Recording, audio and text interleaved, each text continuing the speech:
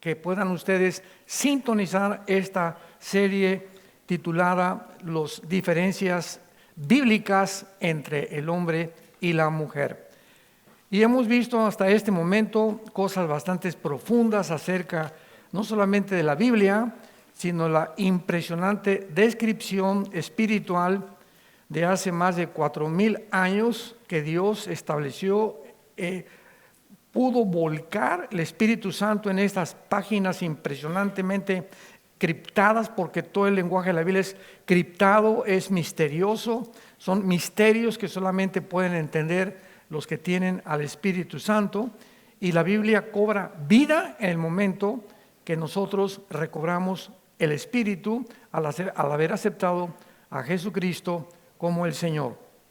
En el capítulo 3 del Génesis encontramos nosotros esta entidad espiritual que se usó el nombre de Nahash en el hebreo y se tradujo serpiente, Nahash.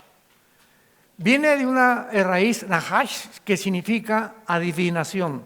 Fíjense nada más cómo encontramos en el lenguaje hebreo tantas claves y tantos misterios, porque tanto el hebreo como el griego son los dos únicos lenguajes que las letras tienen un valor numérico.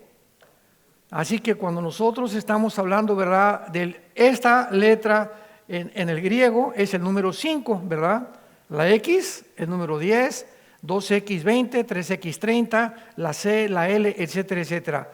Y en el hebreo, en las 22 letras del idioma hebreo, forman también un valor numérico, con la diferencia que en el hebreo, por eso Dios decidió transmitir a nosotros en dos lenguajes sus pensamientos, porque son los dos únicos lenguajes que no solamente tienen un valor numérico, sino que también cada letra en el hebreo tiene 5 o 6 o 7 sinónimos. Por ejemplo, nosotros decimos, qué bonito día. Otros pueden decir, qué precioso día, qué maravilloso día. Podríamos estar describiendo con 3 palabras el mismo día, ¿verdad? Y podríamos pararnos hasta ahí, ya no hay más de 4 o 5 sinónimos. Pero en el hebreo, por ejemplo, la palabra shalom. Shalom significa prosperidad, paz, gozo, seguridad, bienestar, futuro asegurado, tranquilidad, el alma tranquila, sin estar perturbada. Y por eso la palabra más rica, de ahí viene la palabra Yehu Shalom, Jerusalén, que significa la ciudad de la paz. Entonces, ya cuando comenzamos a profundizar en la Biblia, en las palabras, adquiere otra dimensión lo que Dios nos está explicando. Y eso, pues todos amantes de las Escrituras, ustedes que son estudiosos y que no te conformas solamente con ir a la iglesia el domingo, sino que quieres conocer más profundamente, imaginemos la mente de Dios, en una mente finita como la que tenemos y completamente limitada, necesitaríamos, ¿verdad?, abrir nuestro entendimiento, no a través de la investigación científica ni mis títulos profesionales, sino a través de la dirección del Espíritu de Dios. Porque es el Espíritu Santo el que nos guía para entender las cosas profundas de la mente de Dios. Entonces, cuando la Biblia dice en Génesis 3, pero la serpiente era astuta más que todos los animales del campo, vemos nosotros que no era tal serpiente, no se imaginen una víbora hablándole a Eva, sino que la palabra Nahash significa ser luminoso, si lo quieres apuntar en tu Biblia. O sea, esta era una entidad, algo que tenía vida, orgánico, ¿verdad? Y estamos hablando de un querubín, porque en la Biblia hay querubines, serafines y ángeles. Entonces los querubines no son serafines, ni los serafines son ángeles. Los ángeles son el grado menor del ejército angelical que Dios tiene. La palabra malak, con M, con K al final, malak, es ángel, angelus en el griego, y significa simplemente mensajero. La palabra ángeles son mensajeros de Dios.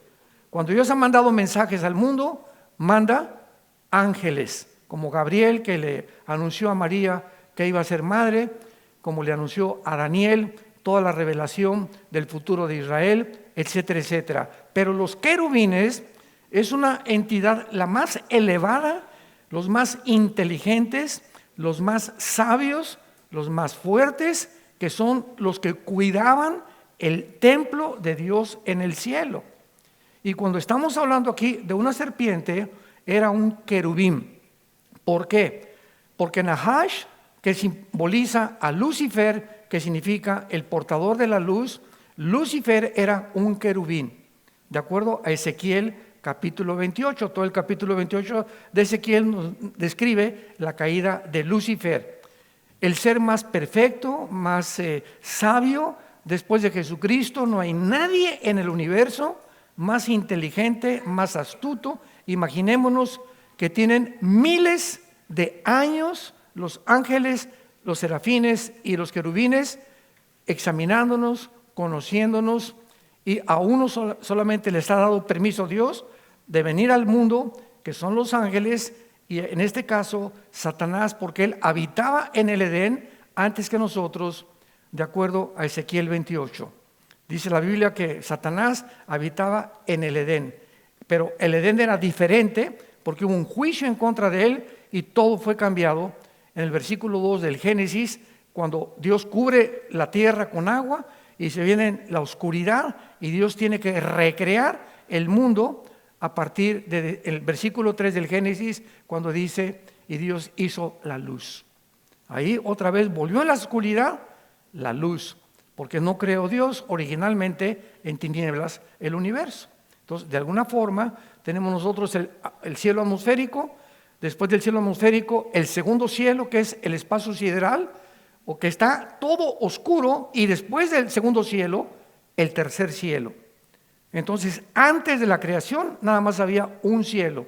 Cuando vino la caída, Dios formó los tres cielos, y Dios decidió habitar en el tercer cielo, que son los cuarteles generales donde se encuentra Jesucristo, Dios, los ángeles, los querubines, los serafines, etcétera, etcétera. Y entre el tercer cielo y el primer cielo está el segundo cielo. Y qué interesante que todo el espacio es de color negro. Y qué interesante que la palabra que se usa para el espacio, por ejemplo en Isaías, se usa la palabra silicio. Y la palabra silicio es una capa que usaban de piel de un animal cuando querían arrepentirse y llorar y pedirle perdón a Dios.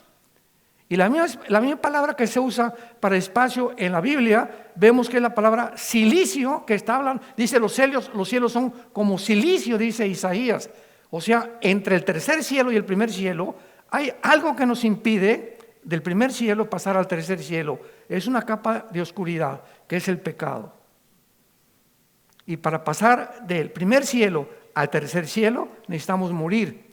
Porque la carne y el cuerpo que tú tienes no pueden habitar ni atravesar el espacio controlado por los ángeles caídos, y no pueden más que los ángeles de Dios y nosotros resucitados atravesar el espacio, las fronteras de Satanás, el lugar donde Satanás actúa. Efesios 2, él es el príncipe de la potestad del aire. Y la palabra aire es la palabra atmósfera, aer en el griego. Entonces, cuando entramos a todo esto, vamos entendiendo una dimensión mucho más amplia que Dios nos quiere revelar. Veamos a continuación qué nos revela estos versículos.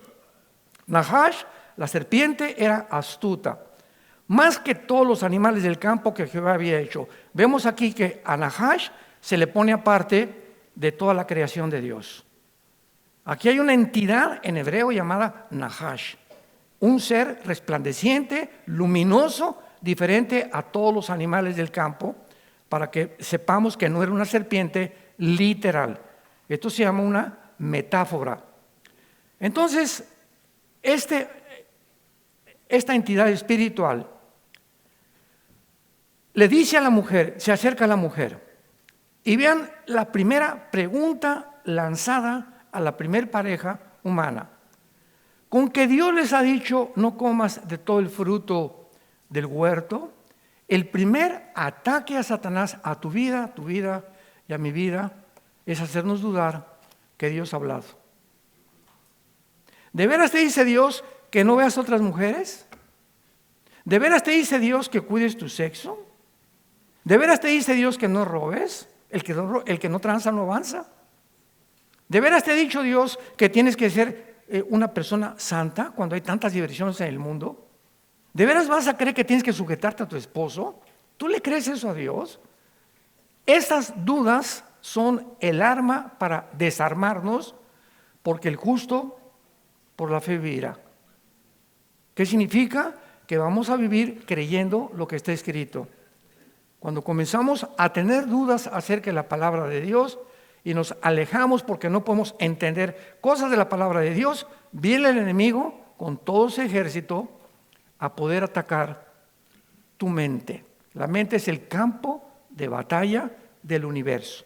Aquí está el bien y el mal. Dentro de mi mente y tu mente hay una guerra entre dos poderes invisibles, entre el bien y entre el mal. Y en medio está nuestra voluntad y nuestra conciencia para que yo decida, ¿voy a seguir viendo a esa mujer? ¿Voy a seguir viendo esta revista? ¿Voy a seguir leyendo estas tonterías en este libro? ¿Voy a seguir viendo esta película? ¿Voy a seguir pensando en robar, en transar, en ver cómo puedo hacer más dinero? No me importa romper mis reglas de ética y de moral. Y yo tengo que decidir la responsabilidad moral que hablamos ayer para poder tomar una decisión. Así que tú y yo somos el resultado de ¿qué cosa? De nuestros pensamientos. Como es en su corazón, dice Salomón en Proverbios, así es él. Entonces somos el resultado. Tú haces lo que tú haces porque estás obedeciendo tu forma de pensar. Si tú has adquirido la inmoralidad, es porque tú lo decidiste. ¿En dónde? En tu mente. Y vas a manifestar la idea se forma una psicología, la psicología una filosofía, la filosofía tu conducta y tu conducta determina tu manera de actuar. Es un proceso inevitable, inexorable, en lo que determina lo que nosotros somos responsables delante de Dios. Con que Dios les ha dicho, no comas de todo árbol del huerto, y la mujer respondió a la serpiente, del fruto de los árboles del huerto podemos comer, pero del fruto del árbol que está en medio del huerto, dijo Dios, no comerás de él, ni le vas a tocar, para que no mueras. Entonces la serpiente dijo a la mujer, no morirán, sino que sabe Dios que el día que ustedes coman de él, serán abiertos vuestros ojos y serán como Dios, sabiendo el bien y el mal. Pongan atención, en la Biblia, en todo el Antiguo Testamento, la palabra Dios no siempre se refiere al Padre de nuestro Señor Jesucristo. Se les llama a muchos demonios dioses, a muchos ídolos dioses, los dioses paganos, el Dios de este siglo, dice Pablo en 2 Corintios capítulo 4. Entonces la palabra Dios no implica a Jehová. Entonces, Jehová es el que reúne los atributos de la todopoderoso, omnisciente y aquel que todo lo puede. Esos son los atributos del único ser en el universo, que su nombre es Jehová, Yahweh. Así se reveló en Éxodo 2 a Moisés. Pero cuando vemos Dios, pues ¿a cuál Dios, verdad? Cuando una persona me dice, yo creo en Dios, siempre le pregunto, ¿en cuál? El diablo también cree en Dios. Entonces no basta decir creo en Dios, sino el Dios que se ha revelado y que es el Padre de Jesucristo, que lo envió a morir en una cruz. Entonces tenemos que saber cómo presentar el Evangelio y cómo hablarle a la gente. No solamente te hablo de Dios, ¿de cuál Dios me estás hablando? Los hindúes tienen 6 millones de dioses. 6 millones de dioses. La única religión que es atea es el budismo, ¿sabían? Y está clasificada dentro de las religiones, el budismo, y el budismo es ateo. Buda, el gordito que acabó en McDonald's, él no creía en Dios. Era el príncipe Gautama Buda que vivía en un reino y que estaba desesperado por saber qué es el sufrimiento. Le dijo a su papá Gautama Buda, voy al mundo a buscar el origen del sufrimiento. Él fue a buscar algo que pudiera llenar su entendimiento porque hay sufrimiento en el mundo. Pero los budistas no creen en Dios, ni tienen un Dios a quien adorar. Entonces, qué importante. El comunismo es una religión. Es que yo creí que una religión era solamente Dios. No, es que tenemos que entender qué significa la palabra religión. Revolver, ligos, ligar. ¿Quién es una persona religiosa sin ser cristiana? Es una persona que está tratando de ligarse de alguna manera con el Creador a través de buenas obras, a través de sacrificios, a través de sangre, a través de esto, a través del otro, y está buscando la manera, porque tenemos la eternidad, de ligarnos y comunicarnos con el Creador, pero de la manera equivocada como lo hizo Caín desde el principio de la humanidad. Qué interesante que esta palabra que Satanás, el querubín, le dice a Eva: si ustedes desobedecen a Dios, van a ser dioses. Y esta mentira, desde hace tal vez 5.500 o 6.000 años hasta nuestros días, ha recorrido toda la historia de la humanidad y todos los seres humanos que llegan a sentarse en el trono, llámense Césares, zares, presidentes, conquistadores, Napoleón, Alejandro el Magno, Saddam Hussein, el que tú me menciones, cualquier persona que se sienta en el trono a gobernar, presidentes, gobernadores, dictadores, todos absolutamente tienden a enfermarse como dioses. Todos los césares romanos, que son los que han alcanzado el mayor grado de elevación, mandaron que los adoraran como dioses. Se creyeron dioses verdaderamente. Y qué increíble que en el siglo XXI, este Khrushchev, que fundó el Foro Económico Mundial, que está en Davos, que ya hablamos del primer día, Khrushchev dijo hace algunos meses que ellos están formando una raza para mejorarnos y ser dioses. En el siglo XXI. Otra vez, ¿de cuál fumaron? ¿Cómo es posible que puedan hablar así rayan en la locura, en la psicopatía? Y Noah Harari, que es un judío, que es el asistente de Khrushchev, sacó un libro hablando precisamente de que ahora la genética y la cibernética y la inteligencia artificial, pues si somos y venimos del chango y somos el proceso de una evolución, tenemos los medios tecnológicos para poder mejorar la raza humana con la tecnología, la inteligencia artificial y ser dioses. Increíble.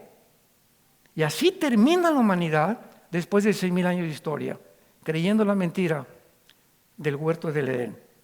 Si tú no tienes a Cristo, tú te gobiernas a ti mismo porque te has hecho un Dios. Cuidado cuando nos hacemos dioses en nuestra casa. Cuando te crees Dios y tu esposa es una sirvienta, como ya hablamos. Y cuántos hombres, cuántas mujeres también pueden ser mujeres también que se creen diosas. Y desprecias completamente todo lo que tienes a tu alrededor para dedicarte a vivir solamente en tus intereses. Serán como Dios, sabiendo el bien y el mal. Muy bien. Aquí tenemos a esta primer pareja y hay dos árboles en el huerto del Edén. El árbol de la vida y el árbol del conocimiento, pero observen, del bien y del mal. No solamente del bien, del mal, sino del bien y del mal. Dios le dice a Adán: Adán, no te acerques, no quiero que tú participes de ese fruto. Ya examinando la causa que Dios tenía para decirles: no coman ni participen de ese fruto. ¿Cuál era la causa? En otras palabras, no quiero, Adán, que toda la raza humana que viene después de ti decidan por ustedes mismos qué es bueno y qué es malo, sin que yo lo tome en cuenta.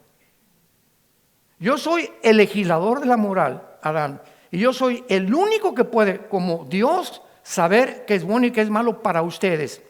Si ustedes me abandonan y ustedes comienzan a elegir y a decidir lo que es bueno y lo que es malo, se han convertido en dioses. Me han hecho un lado y al decidir qué es bueno y qué es malo, se convierten en dioses. ¿Qué es lo que pasó con la pandemia y qué es lo que ha pasado actualmente cuando se redefinió el matrimonio? Ahora pueden ser hombres con hombres, mujeres con mujeres. hacer operaciones quirúrgicas, cambiar las hormonas de las mujeres para que puedan tener, o hombres para que puedan tener bustos y ser como las mujeres. Comenzamos a decidir por nosotros sin tomar en cuenta a Dios, y el ser humano actualmente se cree dioses. ¿Y por qué estamos al borde de una tercera guerra mundial? Porque el ser humano creyó y sigue creyendo la mentira de la serpiente. ¿Cuánto sentido común tiene todo esto? Impresionante. Todo se dirige y tiene su origen en la palabra de Dios. Bueno, ellos participaron de esto y vemos las consecuencias que se han transmitido a través de todas las generaciones. Vemos entonces que es la mujer la que parte el fruto, versículo 6. Vio la mujer que el árbol era bueno para comer. Vean ustedes los pasos. Vio. Por eso dice la Biblia en 1 Juan 2. Todas las cosas del mundo, los deseos de la carne, los deseos de la vista, no provienen de Dios, sino del mundo. Entonces, a través de la vista yo puedo ver cosas que Dios no quiere que yo vea. ¿Qué voy a hacer? Entrenar mis ojos. No me rehúso a ver esto. Yo me acuerdo cuando salió la pornografía en los 90s o finales de 80s, 90s, sacó en los puestos de periódicos, ya casi no hay puestos de periódicos, comenzaron a sacar ya así descaradamente revistas completamente indecentes. Y yo recuerdo que un misionero me decía: Armando, entrena tus ojos para que cuando tú pases por un puesto de revistas, no lo veo. Cuando tú vayas a la playa, no veo a esa mujer, no veo aquello. Y mientras más eduques tu manera de ver, algo está pasando en tu vida interior espiritual que comienza sin que te des cuenta a fortalecerte y a formar dentro de ti un carácter verdaderamente cristiano para enfrentar al mundo, porque si tú lo enfrentas en las fuerzas de tu carne, vas a caer. Necesitamos fortalecernos interiormente. Somos muy vulnerables los seres humanos. Es muy fácil ver y dejarte ver por la vista y ser engañado y caer en el pecado. Vio a la mujer que el árbol era bueno. 2, que era agradable a los ojos. 3, codiciable para alcanzar sabiduría. Y tomó, comió y dio. ¿Y Adán dónde estaba? Trabajando. Ahí estaba junto con ella. El momento en que cayó, ahí estaba junto con ella. Ahora, ¿por qué tomó ella la iniciativa? Porque vemos claramente que Satanás, ¿a quién atacó? ¿Al hombre o a la mujer? Vamos a profundizar en esto. ¿Por qué a Eva? ¿Por qué no atacó a Adán? ¿Porque la mujer es más bruta? Y el hombre más inteligente. Me he encontrado estudiantes de seminarios que me han contestado esta idiotez. Es que mi papá me dijo que las mujeres no eran como nosotros. Por eso son tan mensas como son. ¿Por qué Dios atacó? ¿Por qué permitió Dios que fuera atacada la mujer y no el hombre?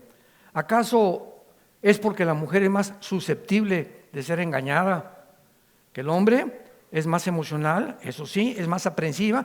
Por eso atacó emocionalmente Satanás a la mujer, para que pudiera realmente tener una persona a la que pudiera lastimar y herir y transmitir esto a toda la humanidad. De ninguna manera. La estrategia fue completamente lo contrario. Dios ataca a la mujer para atacar el liderazgo masculino. Quiso pervertir el diseño que ya vio Dios. Satanás a Adán, a él le revela, a él lo pone a trabajar, a Adán le da los animales. Satanás, con la superinteligencia que tiene, ahora puedo percibir, deducir inmediatamente que el preferido para el que va a tomar la responsabilidad de la raza humana que va a crear Dios es el varón. Ataquemos aquello que se le dio como compañera. Y atacando a la mujer, no estaba atacando a la mujer, estaba atacando el liderazgo de nosotros. ¿Por qué? Porque la mujer acepta francamente, versículo 13, capítulo 3 dijo Jehová a la mujer, ¿qué has hecho? Y dice la mujer, la serpiente me engañó y comí. Y Jehová dijo a la serpiente, por cuanto hiciste esto, maldita serás, etcétera, etcétera. Versículo 15, que es de los más profundos de toda la Biblia. Génesis 3:15. Y pondré enemistad. Esta palabra enemistad, Eva, con B grande, en el hebreo, significa, habrá un continuo conflicto entre dos semillas, entre dos descendencias, entre dos linajes, entre la semilla de la mujer y la semilla de Satanás. Del linaje de la mujer vendrá el que herirá en la cabeza a Satanás, que es Jesucristo. Pero cuando hablamos nosotros de linaje, esta palabra que se usó, simiente, apúntalo, es importantísimo en un papel o lo que seas. La palabra simiente es la palabra hebrea sera, con Z, y significa esperma. Se traduce semilla, esperma, simiente, linaje o descendencia, depende de la traducción de la Biblia, pero son sinónimos de lo mismo. Es en el esperma de mi papá, cuando se unió con mi mamá, que se juntaron los 23 cromosomas de mi papá con los 23 cromosomas de mi mamá y se formó un cigote de 36 cromosomas. En un solo esperma iba yo, ibas tú. En esa cosa como viborita que va, entra y fertiliza el óvulo de la mujer, ahí va toda la información de mis tatarabuelos. Y del lado de mi mamá, toda la información de la descendencia de mi esposa. Entonces yo tengo dos influencias, toda la descendencia de mi papá y toda la descendencia de mi mamá, la ascendencia. Entonces somos el resultado genético de muchas cosas físicas, mentales y espirituales.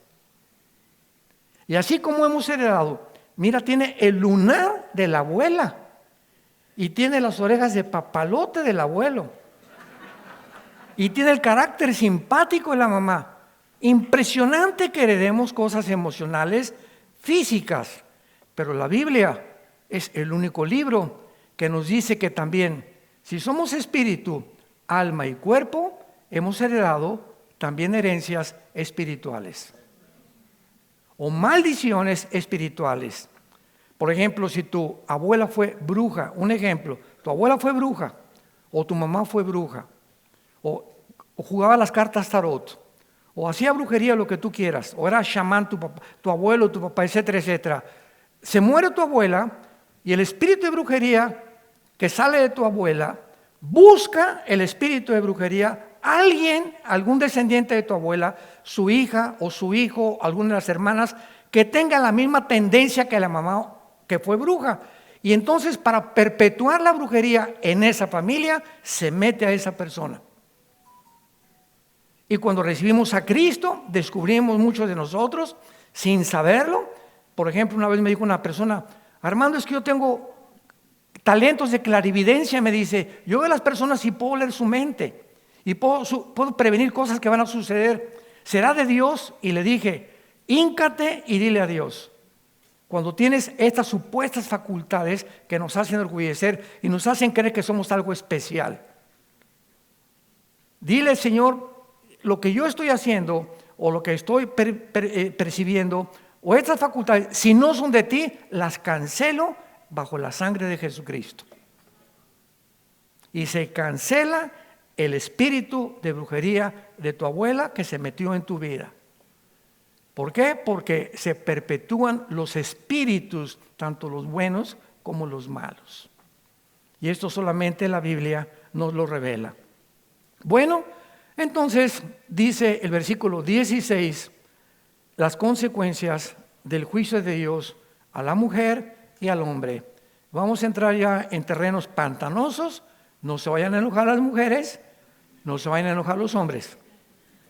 Pero vamos a comprender por qué somos como somos y cómo tiene sentido común todo lo que la Biblia dice para poder determinar la razón y la causa de por qué actuamos como actuamos.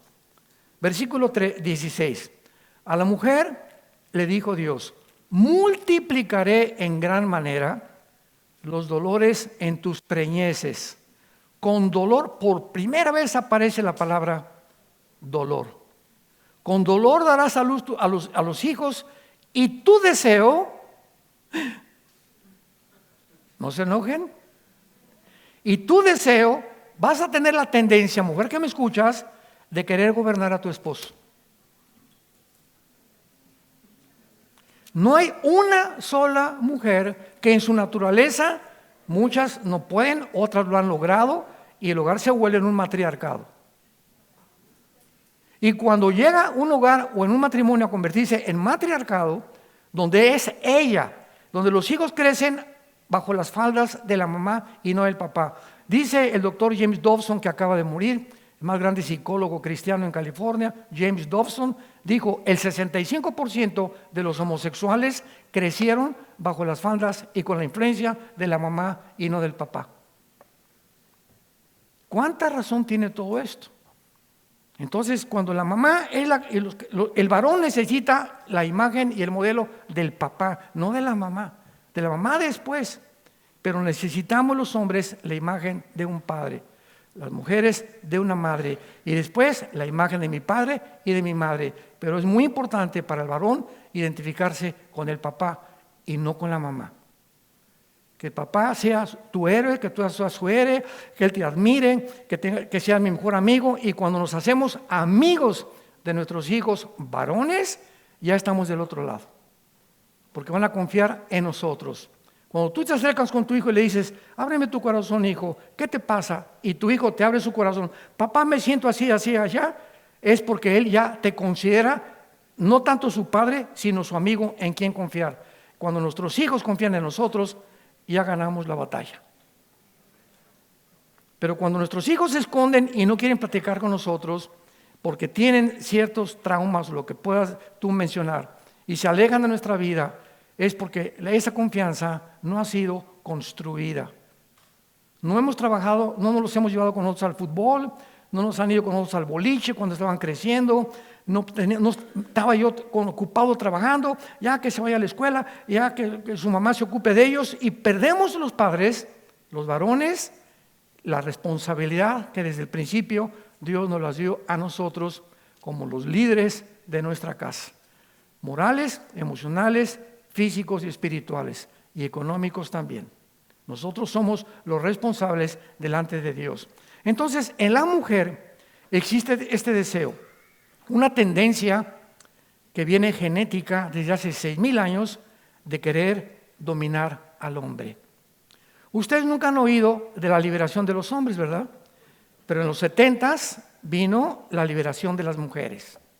¿Qué pasó en los 70s? Las mujeres estaban hartas de la opresión de los hombres, de que las tratan como sirvientas, como esclavas, y el hombre por acá y por allá, y nos tómala y déjala. Y las mujeres dicen: basta, nos levantamos, y agarraron las armas. Y todas las dirigentes del movimiento feminista del siglo XX, todas eran lesbianas. Y la mayor parte de ellas fueron violadas cuando eran muchachas, cuando eran jóvenes. Se causó el sexo un trauma en sus vidas y odiaron a los hombres con odio jarocho, como dicen en Veracruz, ¿verdad? Entonces, qué importante es cuando comenzamos a entender todo esto, que entonces la mujer que tiene esa tendencia, porque hay mujeres que se cansan con hombres débiles de carácter, etcétera, etcétera, las mujeres de Dios, las mujeres sabias, saben, van a ayudar a empujar a su esposo. No, tú toma el liderazgo. Entonces, cuando el hijo viene con la mamá: oye, mamá, ¿me vas a ir al cine? Sí, mijito. No, pregúntale a tu papá. Que crezcan sabiendo que tienen que ir con el papá. Y luego tú puedes ir con tu esposo: oye, fíjate que yo considero que no debemos dejar a Pepito ir a esa fiesta por esto y por esto, vamos a ponernos de acuerdo. Pero cuando es la mamá la que toma las decisiones sin preguntarle al papá, y luego oye el papá: ¿y para qué le daste permiso sin que me hayan preguntado a mí? Comienzas a debilitar la imagen de tu esposo en tus hijos. Y esto es un error gravísimo que una mujer puede tener. Y sin que te des cuenta al ratito ya la mujer es con el chicote. ¡Shit! Aquí se hace lo que yo digo. Hay un chiste de la luna de miel. Y se juntó Pancho, ¿verdad?, con otro amigo, dos compadres, y le dijo: oye, compadre, dame un consejo porque me voy a casar. Pero ¿cómo puedo yo hacerle ver a mi esposa que yo soy el que trueno los chicharrones? Y entonces le dijo Pancho: mira, compadre, cuando te vayas en tu luna de miel, cómprate un gallo. Y en la primera noche de tu luna de miel, cuando comienza a cantar, levántate y apriétale el pescuezo y di: aquí nomás canto yo. Regresaron de la luna de miel. Regresaron de la luna de miel. ¿Cómo te fue, Pancho? Pues no me fue muy bien. ¿Por qué? Porque el primer día cuando comenzó a cantar algo, que se levanta primero ella.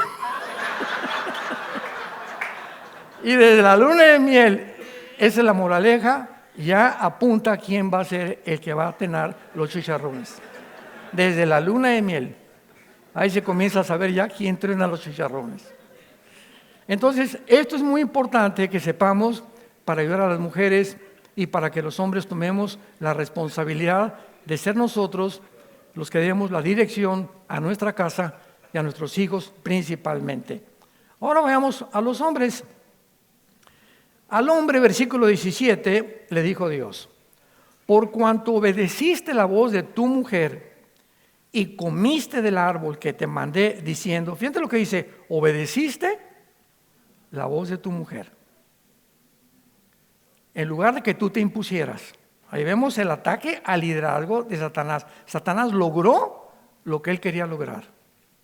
Te sometiste a tu mujer, obedeciste a tu mujer, en lugar de impedirla y ayudarla y ser una persona que tome las riendas desde el principio, te sometiste a ella y comenzaste a obedecer lo que ella te decía. Comiste del árbol que te mandé y diciendo, no comerás de él. Muy bien, ¿cuál es el juicio? De aquí en adelante, maldita será la tierra por tu causa. Con dolor comerás de ella todos los días de tu vida.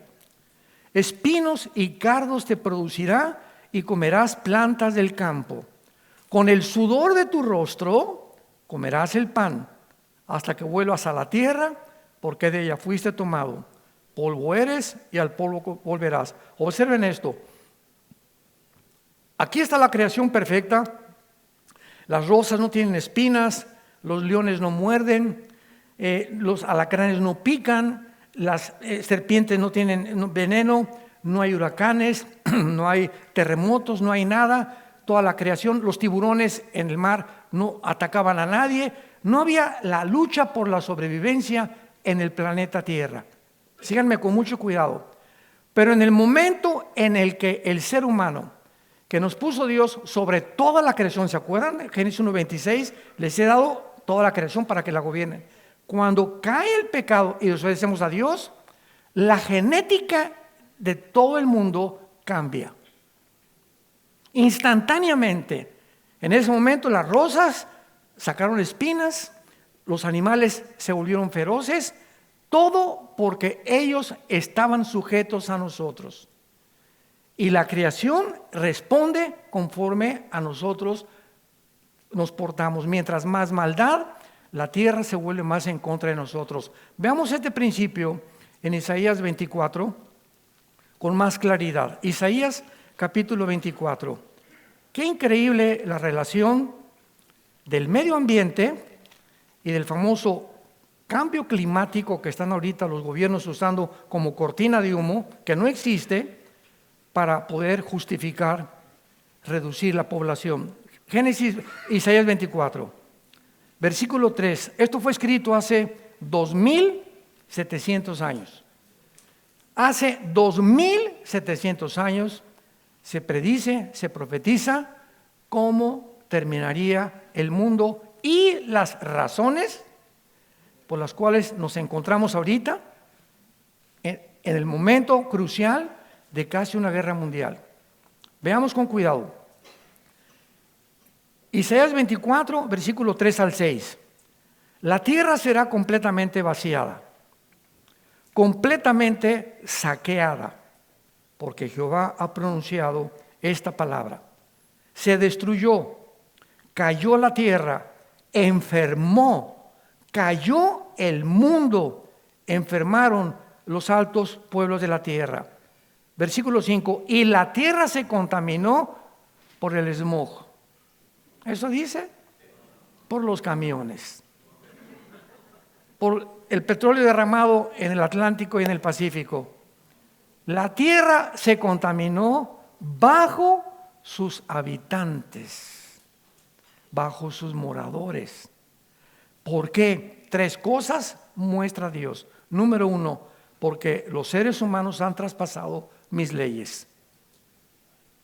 Número 2, han falseado el derecho. Y número 3, han quebrantado el pacto sempiterno.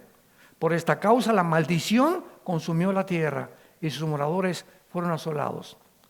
Cuando Dios crea el universo, le dice a Adán, tú no vas a decidir qué es bueno y qué es malo, y voy a pintar una línea. No eres Dios.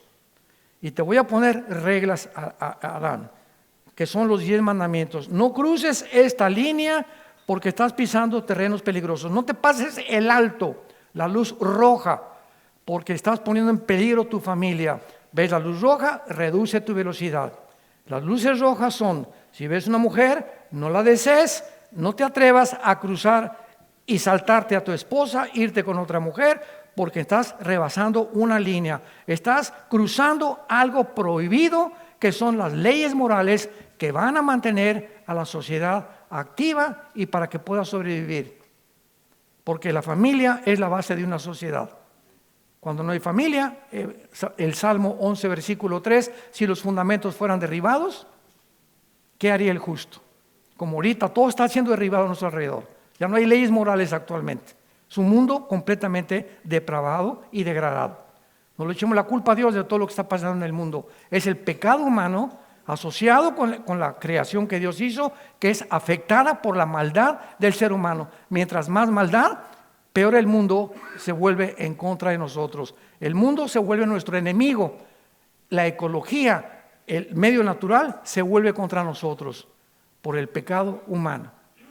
Falsearon el derecho, ya no hay justicia en ningún lado.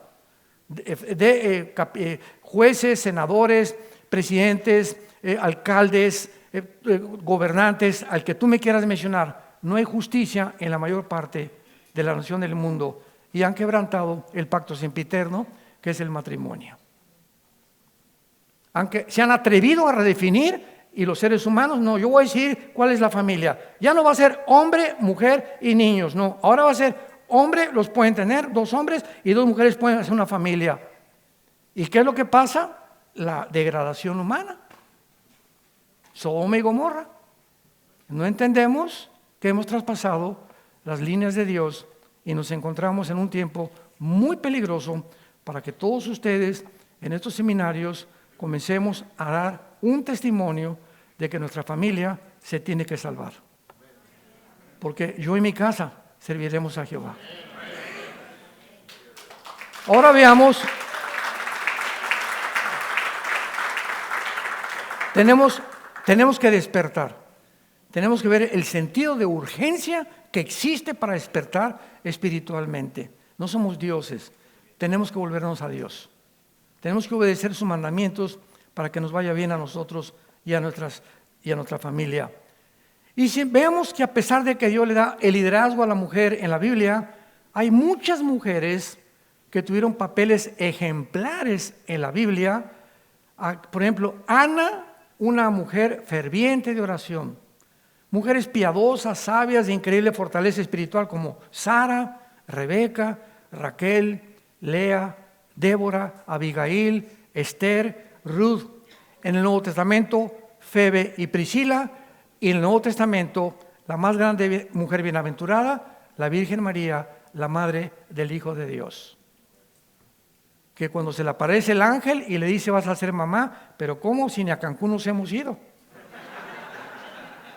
Estamos comprometidos, no tenemos ninguna relación. María, no te asustes, le dice Gabriel, lo que está en tu vientre no va a ser el resultado del esperma Y de José. Porque si el esperma Y de José, María, y ustedes dos tienen relaciones como cualquier ser humano, entonces el Hijo de Dios que va a venir al mundo nacería en pecado. Y si nacería en pecado, no podía abrir los brazos en la cruz y perdonarnos, porque primero tendría que perdonarse a Él antes de perdonarnos a nosotros. El Mesías tenía que ser sin pecado. Y como se transmite a través de la sangre, el pecado tenía que ser un nacimiento virginal. Entonces Dios puso el cromosoma Y, en lugar de José lo puso el Espíritu Santo. Y María trae al mundo a Jesucristo, el Hijo de Dios. Y cuando le hacen esa noticia, ¿qué hace María? Señor, pero si me ven con mi pancita y no estoy casada, en aquel tiempo me van a matar a pedradas. Voy a hacer la vergüenza de Cancún. Voy a hacer la vergüenza de mi tierra, de mis amigas, todo. ¿Qué voy a hacer? Es un precio grandísimo que pagar. Nada de eso pensó María, sino que cuando oyó eso, le dijo, ¿cómo va a ser esto? Le explica el ángel y María contesta, hágase conmigo según tu voluntad. Padre, mi esposo se quiere ir a Veracruz y ahí hay mucho mosco y yo estoy más contento en Toluca. Shh, cállese. Señor, si es tu voluntad, vamos allá. No se haga mi voluntad, sino voluntad, porque tú le has dado liderazgo a mi esposo, lo voy a seguir. Si es a Ucrania, nos vamos a Ucrania a vivir. Ucrania. Si es a Gaza, me voy de misionero a Gaza. Cuando nos rendimos a la voluntad de Dios, tenemos paz. Yo conozco muchas parejas que me han dicho, Armando, ¿qué pasó con tu matrimonio? Mi esposa está en el psiquiátrico. ¿Por qué? Porque fíjate que hace 15, 20 años me dijo el Señor que nos fuéramos a Brasil de misioneros o a tal parte, y ella, es que mi familia está en México y voy a sufrir y pasó estas cosas, y cuando nos fuimos nunca pudo rendirse a la voluntad de Dios. Señor, pues si me quieres aquí, pues aquí me muero. Sino que estuvo y dale y duro y duro y duro, y me quiero ir con mi familia, y llegó a amargarse, comenzó a descomponer su crisis, vino una crisis psicológica en su vida, comenzó ya a no dormir, y todo porque estaba resistiendo la voluntad de Dios, hasta que comenzó con pastillas tranquilizantes y acabó en el psiquiátrico, por resistir la voluntad de Dios. ¿Qué tenemos que hacer, Padre? Aquí estoy. Por eso María fue llamada bienaventurada entre las mujeres. Así que hay ejemplos maravillosos en la Biblia de estas mujeres. Y vamos a terminar en la primera carta a Pedro. Vean toda la relación, que todos los libros de la Biblia están interconectados. La Biblia fue escrita en un periodo de 1500 años por más de 40 autores. Unos pescadores, otros como Isaías trabajaba en un gobierno, otros eran ganaderos, otros agricultores, otros carpinteros, pero estos 40 hombres que escribieron la Biblia, todos coinciden y convergen en el mismo pensamiento, y el mismo pensamiento desde el Génesis hasta el Apocalipsis. En los 66 libros de la Biblia encontramos un hilo rojo que corre por todos los libros: la muerte de Cristo y el Mesías viniendo a redimirnos de nuestro pecado. Es el mensaje central de la Biblia, el plan de redención de Dios.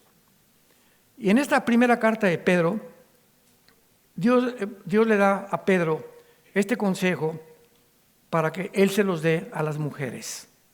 Escuchen, mujeres. Asimismo, ustedes, mujeres, estén sujetas a vuestros maridos. Vean que dice sujetas, no con sujeta, que es una grande diferencia. Es una grande diferencia, ¿verdad? Vamos a reírnos un poco. Para que también, fíjense, estén ustedes sometidos a vuestros maridos, y vamos a darnos cuenta que la palabra sujeto no significa que tu marido te pueda golpear y no defenderte. Que tu marido te obligue, pues vamos a hacer pornografía y que tú tengas que hacerlo. Que tu marido te obligue a hacer un negocio ilícito y que eso no es sujeción. Porque cuando tu marido te obliga a hacer algo que viole una ley más alta que la ley de Dios, tú no tienes por qué obedecerlo. Es la única causa de la desobediencia de una mujer. Tu marido no te puede decir, te prohíbo que ya no leas la Biblia. Discúlpame, Panchito, pero te voy a decir una cosa. La voy a leer a escondidas, pero la voy a leer. No te puedo obedecer. Pues te voy a... Pégame y si quieres mátame. Me voy como mártir más rápido y te dejo ahí con los niños. O llegan mujeres con el ojo moro el domingo. Oiga, ¿qué le pasó a Carmelita? A ver, quítese los lentes. Mi marido, oye, nosotros los pastores, Carmelita, pero ¿desde cuándo te pega tu marido? ¿Por qué no has hecho algo? Porque las hermanitas de la caridad, de la iglesia, me dijeron, te tienes que someter a tu marido. Ese no es marido, no seas bruta. Eso no es someterse, es que me dijeron que me tengo que hacer y dejar que me haga todo lo que él quiera. Eso no es sumisión. Vean cuánta ignorancia. ¿Qué hago? Pues vení con nosotros los pastores y vas a una iglesia y vamos a buscar a tu marido y vamos a buscar la forma en la que, si la amenaza es tan grande, decirle sin divorciarte, porque no es causa para divorciarte, pero separarte 3, 4 meses, te buscamos que te vayas con una señora. Hay casas también, sobre todo en Estados Unidos y aquí en México, donde te pueden... Mi esposa tiene un ministerio que se llama Tamar, que es para protección de las mujeres abusadas por sus maridos. Y es un ministerio precioso el que tiene mi esposa. Y se dedican a eso, a buscar con los gobiernos lugares donde se pueda proteger a la esposa para que llegue el orangután en la noche. ¿Y dónde está mi esposa? Y los niños, pues no sé. ¿Y dónde está? Y la policía, díganme. Y eso va a hacer que ese hombre pueda darse cuenta el gran tesoro que perdió. Nadie sabe lo que tiene hasta que lo pierde. Pero tú no puedes permitir que tu marido te golpee. Vete con tu mamá, vete con tu cuñado, busca, dile a Dios, ¿qué hago, Señor? No permitas que te pongan una mano encima. Porque eso no es sujeción. Entonces, tenemos que entender qué es sujeción. Están sujetas a sus maridos para que los que no creen a la palabra sean ganados sin palabra por la conducta de sus esposas. Aquí hay una contradicción. Oye, Dios, me estás diciendo que mi marido es incrédulo y que yo no le predique, sino que simplemente con mi conducta él se va a convertir. Cuando tú nos has mandado predicar el evangelio. Conchita, pero te estoy diciendo eso porque los maridos son muy orgullosos y si tú llegas con tu esposo y le pones en el espejo, como Sodoma ha sido. Y el pastor dijo, no echen la culpa a nosotros, el pastor me dijo que te vas a ir al infierno. Y mientras tú más agredes a tu marido y más te crees más santa por el orgullo del varón, te va a rechazar más rápido. Entonces, si tu marido no es cristiano, va a ser ganado simplemente porque va a tu casa y ¿hasta qué le pasó?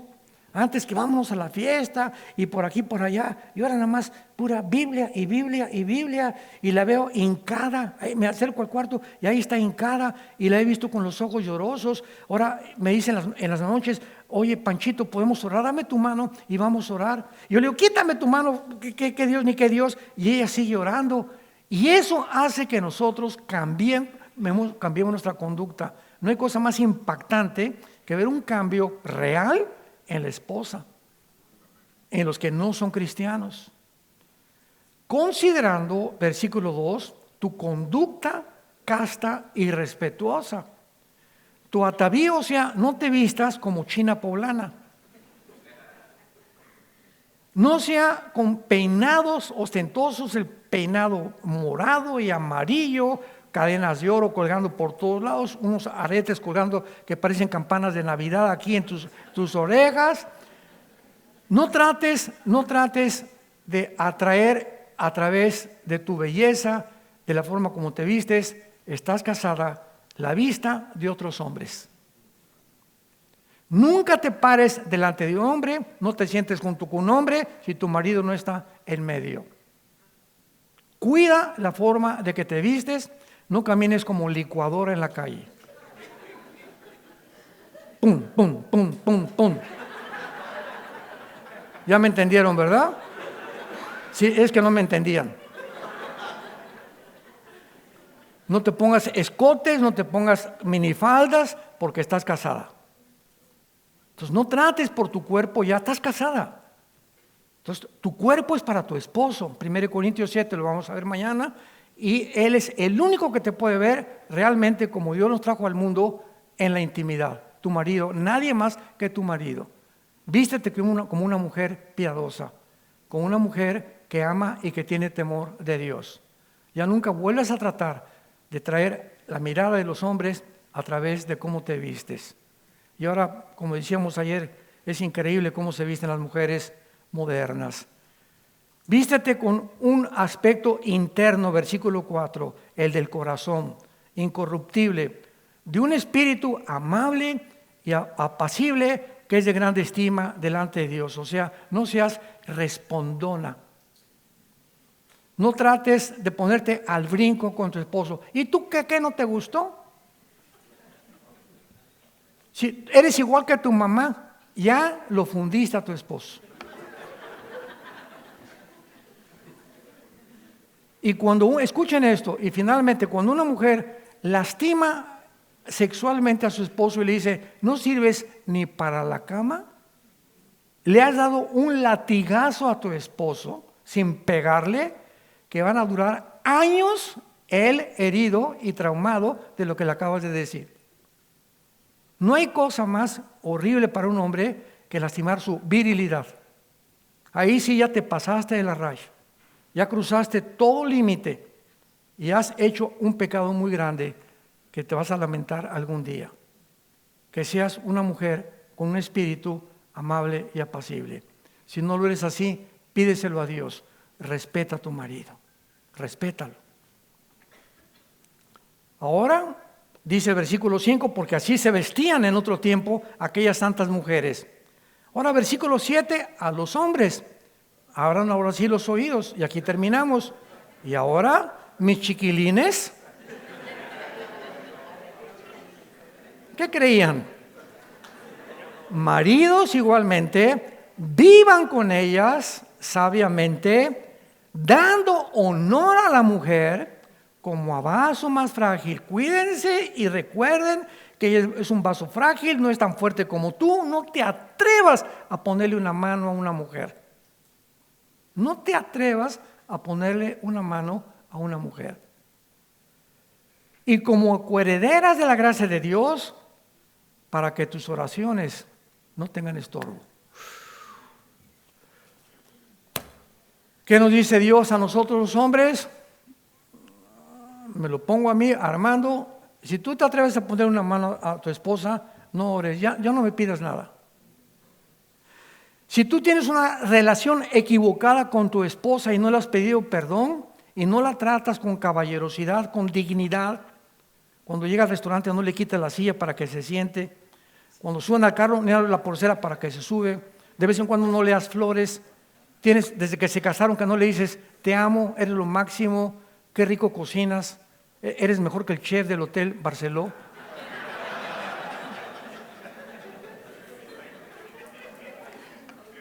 No te atrevas a orarme, no te voy a escuchar.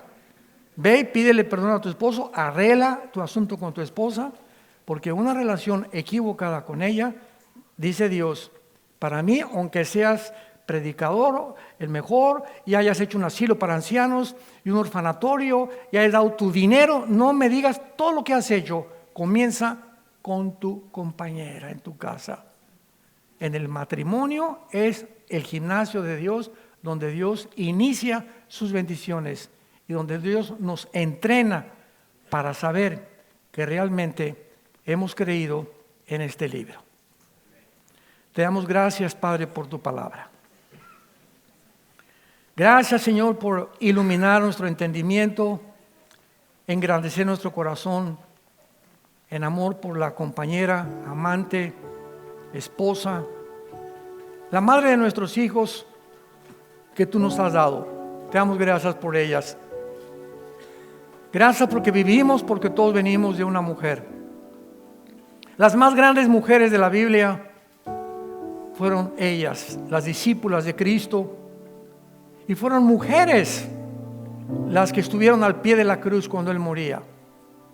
Fueron mujeres a las primeras que tú te apareciste cuando resucitaste. Y fueron mujeres, Marta y María, las que sostuvieron económicamente tu ministerio. Gracias, Padre, por las mujeres, vasos frágiles, débiles, vulnerables, que tenemos que respetar, que tenemos que amar con todo el corazón, que tenemos que darles el ejemplo de que estamos sujetos a Dios, a ti, para que ellas vean en nosotros, se sientan seguras de que viven realmente con un varón que las ama, que las respeta y que no tiene por qué buscar otra cosa más que la felicidad dentro del matrimonio, ejemplo a nuestros hijos y ejemplo a nuestros vecinos también. Te damos gracias por este seminario. Síguenos hablando, Señor, directamente al corazón.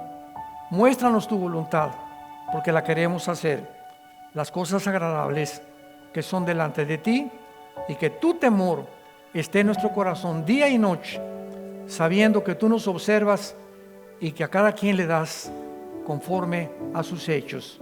En el nombre de Jesús. Amén.